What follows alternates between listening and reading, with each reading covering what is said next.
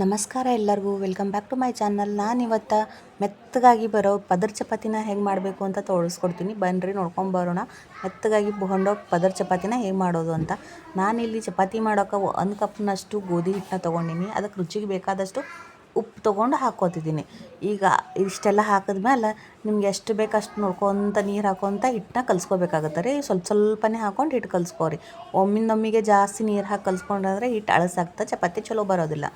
ನಾನಿಲ್ಲಿ ಕಲಿಸ್ಕೊಂಡು ಒಂದು 5 ನಿಮಿಷ ಹಿಟ್ಟು ಇಟ್ಕೊಂಡಿದ್ದೀನಿ ರೀ. ಈಗ ಏನು ಮಾಡ್ತೀನಿ ಅಂದ್ರೆ ಅದಕ್ಕೆ ಒಂದು ಸ್ವಲ್ಪ ಎಣ್ಣೆ ಕಾಯಿ ಮಾಡಿಕೊಂಡು ಚಪಾತಿ ಹಿಟ್ಟನ್ನ ಮತ್ತೊಮ್ಮೆ ಮಿದ್ಕೋತೀನಿ ರೀ. ನೀವು ಈಗ ಎಣ್ಣೆ ಕಾಯಿ ಹಚ್ಕೊಂಡು ಮಿದಿಸ್ಕೋರಿ. ಒಂದು 5 ನಿಮಿಷ ಚಪಾತಿ ಹಿಟ್ಟು ಇಟ್ರಂದ್ರೆ ಚಪಾತಿ ಹಿಟ್ಟು ಚಂದ ನೆಂದಿರ್ತದಲ್ಲ, ಚಪಾತಿ ಮೆತ್ತಗಾಗಿ ಚಲೋ ಹೊತ್ತಾಗಿ ಬರ್ತಾವೆ ರೀ. ಈಗೇನು ಮಾಡ್ತೀನಂದ್ರೆ ಅದು ಕಲ್ಸ್ಕೊಂಡು ಇಟ್ಟಿದ್ದಲ್ಲ ಹಿಟ್ಟು, ಅದರಲ್ಲಿಂದ ಒಂದು ಲಿಂಬೆಕಾಯಿ ಗಾತ್ರದಷ್ಟು ಉಳ್ಳಿನ ತೊಗೊಂಡು ಗುಂಡ ರೌಂಡ್ ಮಾಡ್ಕೊತೀನಿ ರೀ. ಈ ತವಾಗ ಕೈಲಿಕ್ಕೆ ಇಡ್ತೀನಿ ರೀ. ಚಪಾತಿ ತಿದ್ದಷ್ಟೇ ತವಾನು ಗರಮ್ ಆಗಬೇಕಲ್ಲ, ಅದು ಸಲಕ್ಕೆ ಮತ್ತೊಂದು ಕಡೆಗೆ ಚಪಾತಿಗೆ ತವಾನ ಇಟ್ಕೊಂಡು ಈ ಕಡೆ ಚಪಾತಿಗೆ ತಿದ್ಕೊತ ಬರ್ತೀನಿ. ಚಪಾತಿನ ಹೆಂಗೆ ತಿದ್ತೀರಂದ್ರೆ ಅದು ಉಳ್ಳಿ ಏನು ತೊಗೊಂಡಿದ್ರಲ್ಲ, ಪೈಲಾ ಹಿಟ್ಟಿನಾಗ ಒಂದು ಸ್ವಲ್ಪ ಇಟ್ಕೊರಿ. ಎದ್ಕೊಂಡು ಅದಕ್ಕೆ ಮೇಲೆ ಎಣ್ಣೆ ಹಚ್ಚಿರಿ, ಒಂಚೂರು 2 ಬಟ್ಟಲೆ ಎಣ್ಣೆ ಹಚ್ಚಿ ಮತ್ತೊಂದು ಸ್ವಲ್ಪ ಹಿಟ್ಟು ಹಚ್ಚಿ ಒಂದು ಪದರ ಮಡಚ್ರಿ, ಮತ್ತೊಂದು ಪದರ ಮಡಚ್ರಿ. ಹಿಂಗೆ 4 ಪದರ ಮಾಡಿರಿ, ಅಂದ್ರೆ ಚಪಾತಿ ಮೆತ್ತಗಾಗಿ ಬರ್ತಾವೆ ರೀ. ಹಿಟ್ಟು ಹಚ್ಕೊಂಡು ಚಪಾತಿನ ರೌಂಡಕ್ಕೆ ತಿದ್ಕೋಬೇಕು ರೀ. ತಿರುಗಿಸಿ ಸುತ್ತೆಲ್ಲ ತಿದ್ಕೋರಿ. ನಡಬರ್ಕೆ ಜಾಸ್ತಿ ತಿದ್ದಬೇಡ್ರಿ. ನಡಬರ್ಕೆ ಜಾಸ್ತಿ ತಿಂದ್ರೆ ಏನಾಗ್ತದೆ ಅಂದ್ರೆ ಚಪಾತಿ ಉಬ್ಬಿ ಬರಲ್ಲ. ಜಾಸ್ತಿ ಒತ್ತಿ ತಿದ್ದಬಾರ್ದು ರೀ. ಹಳು ಚಪಾತಿ ತಿದ್ದಬೇಕು ಮತ್ತು ದಂಡಿ ತಿದ್ದಬೇಕು. ನಡಬರ್ಗೆ ತಿದ್ದರೆ ಚಪಾತಿ ಉಬ್ಬು ಬರಲ್ಲ ರೀ. ಹಾಗಾಗಿ ದಂಡಿಗೆ ತಿಕ್ಕೋತ ಹೋಗಬೇಕು.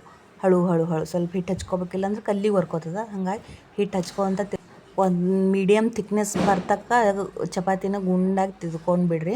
ತಿದ್ಕೊಂಡಾದ್ಮೇಲೆ ಈಗ ಬೇಯಿಸ್ಕೊಳ್ಳೋಮ್ರಿ ಚಪಾತಿ. ತವ ಗರಮ್ ಆಗ್ಯದ್ರಿ. ಈಗ ಚಪಾತಿ ಹಾಕ್ಕೊಂಡು ಬೇಯಿಸ್ಕೊಳ್ಳೋಮ್ ಚಪಾತಿನ. ನಾ ಇಲ್ಲಿ ಒಂದೇ ಕೈಲೇ ಚಪಾತಿ ಹಾಕ್ಕೊಳ್ತೀನಿ ರೀ. ನೀವು ಬೇಕಂದ್ರೆ 2 ಕೈಲೇ ಹಾಕ್ಕೋಬೋದು. ನನಗೆ ಬರ್ತದಂತ ನಾ ಒಂದೇ ಕೈಲೇ ಹಾಕಿ ಚಪಾತಿನ ಬೇಯಿಸ್ತೀನಿ ರೀ. ಚಪಾತಿಗೆ ಒಂದು ಸ್ವಲ್ಪ ಮ್ಯಾಲೆ ಎಣ್ಣೆ ಹಚ್ಚಿ ಒಂದು ಸ್ವಲ್ಪ ಗುಳ್ಳಿ ಬರೋ ತನಕ ಬಿಡ್ರಿ. ಒಂದು ಸೈಡಿಗೆ ಗುಳ್ಳಿ ಬಂತಂದ್ರೆ ಚಪಾತಿನ ತಿರುಗಿಸಿ ಹಾಕ್ಬೇಕಾಗತ್ತೆ ರೀ. ನಾ ಈಗ ಚಪಾತಿನ ತಿರುಗಿಸಿ ಹಾಕ್ತೀನಿ ರೀ. ನೋಡಿರಿ, ಚಪಾತಿನ ತಿರುಗಿಸ್ಕೊಂಡು ಹಾಕ್ಕೊಂಡು ಸುತ್ತೆಲ್ಲ ಚಲೋ ಹೊತ್ನಾಗ ಬೇಯಿಸ್ಬೇಕು ರೀ. ಅಂದ್ರೆ ಅಂಚಿ ಎಲ್ಲ ಬೇಯಬೇಕಲ್ಲ, ಅದಕ್ಕೆ ಸುತ್ತೆಲ್ಲ ತಿರುಗಿಸೋತ ಚಪಾತಿನ ಚಲೋ ಹೊತ್ನಾಗ ಬೇಯಿಸ್ಬೇಕು ರೀ. ಒಂದು ಸರ್ತಿ ಚಲೋ ಹೊತ್ನಾಗ ಬೇಯ್ತಂದ್ರೆ ಚಪಾತಿ ತಾನೇ ಉಬ್ಬಿ ಬರುತ್ತೆ ರೀ. ಸೈಡೆಲ್ಲ ನೋಡಿ ಹ್ಯಾಂಗೆ ಉಬ್ಬು ಹೊಂಟದ ಸಾವಕಾಸಾಗಿ.